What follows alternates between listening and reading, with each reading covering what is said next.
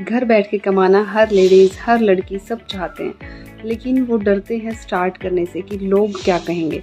हुनर सबके अंदर होता है, कोई ना कोई खूबी भगवान ने ज़रूर दी होती है हर किसी के अंदर, लेकिन हम उसे पहचानते नहीं हैं। हम दूसरे की रील्स देखते हैं, दूसरे की वीडियोस देखते हैं, मन में कहीं ना कहीं ये भी सोचते हैं कि ये तो मैं भी कर सकती हूँ, इसमें कौन सी बड़ी बात है ना।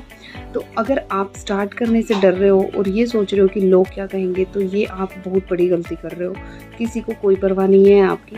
अगर आपको डर है कि आपके रिलेटिव्स क्या कहेंगे, तो उनको ब्लॉक कर दो, लेकिन आप अपना कंटेंट बनाना, खुद की वीडियोस बनाना स्टार्ट करो दूसरों की वीडियोस देखने के बाद। जब आपने दूसरे की वीडियो देखी, उससे थोड़ा सा मोटिवेशन अगर आपको मिला, उसके बाद तुरंत अपनी वीडियो बनाओ और अपलोड करो। एक दो वीडियो आप बनाओगे, आपको थोड़ा सा हेजिटेशन फील होगा, लेकिन धीरे धीरे आप देखोगे खुद से ग्रो करने लगोगे आप। और हर कोई एक दिन में कामयाब नहीं होता है, लेकिन एक दिन ज़रूर कामयाब हो जाओगे अगर आप इस फील्ड में कदम रखोगे। तो